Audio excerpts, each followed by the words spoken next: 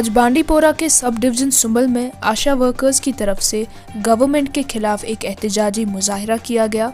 इनका मुतालबा है कि इनकी तनख्वाहों में इजाफा और इनके हक में कोविड-19 रिस्क अलाउंस दिया जाए। आइए देखते हैं ग्रोइंग कश्मीर की ये रिपोर्ट। हमारा ग्रुप है, हम आशा वर्कर्स यहाँ पे इकट्ठे हुए हैं क्योंकि हमें जो तनख्वाह है वो हमें मिलनी चाहिए, जो कि हमें अभी तक मिली नहीं है। बिकॉज हम 2006 से काम कर रहे हैं, तो हम अलग अलग जगहों से आए हैं, जैसे सफापोरा है, हाजन ब्लॉक है, नायतखे से आ रही है, या कुछ जागुन से आ रही है और अदर साइड से आ रही है।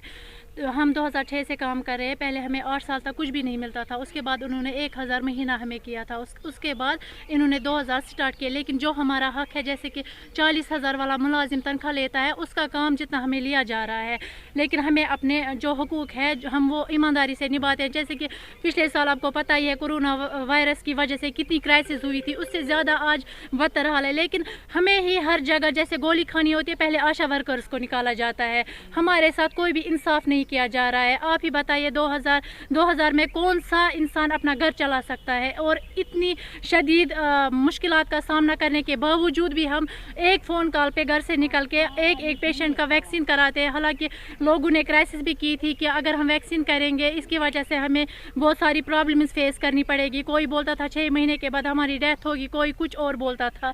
लेकिन फिर भी हमने मोटिवेट किया लोगों को और इनको मतलब वैक्सीन कराने के लिए हमने हॉस्पिटल मतलब लिया। चाहते हैं कि जो हम काम करते हैं हमें उसके जितना मुआवजा मिलना चाहिए, जो हमें नहीं मिल रहा है।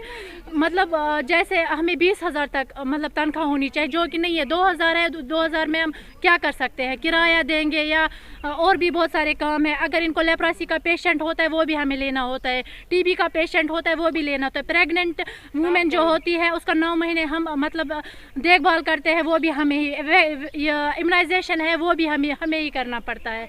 आप ही बताए मतलब हमें कितना काम दिया गया है और हमारी तनख्वाह सिर्फ 2000। कि हम पूरे जम्मू कश्मीर के सरपंचों से अपील करते हैं और हम बांडीपोरा सरपंच एसोसिएशन पूरा इनका साथ दे रहे हैं, क्योंकि अगर आप देखें ग्राउंड लेवल पर अगर सरकार कोई भी स्कीम इम्प्लीमेंट करती है तो ग्राउंड लेवल पर इन्हीं का काम होता है, घर घर जाना इन्हीं का काम होता है। और ये इतना काम करती है कि आप अगर देखा जाएगा कि 2000 इनके लिए मामूली सी रकम है। इनको तनख्वाह लगभग 20,000 रहना चाहिए, क्योंकि आप देखो कि सेंसस होता है तो वो भी इन्हीं के थ्रू होता है। अगर कहीं ब्लॉक में कोई भी स्कीम होती है तो इन्हीं के थ्रू होती है। ये हमारे फ्रंट लाइन वर्कर्स है, इनके बगैर हमारा जो सिस्टम है वो अधूरा है। आप देखो मेडिकल को छोड़कर ये जैसे PHE का कोई भी प्रोग्राम होता है, ब्लॉक का कोई भी प्रोग्राम होता है तो इनका रोल सबसे ज़्यादा होता है उसमें।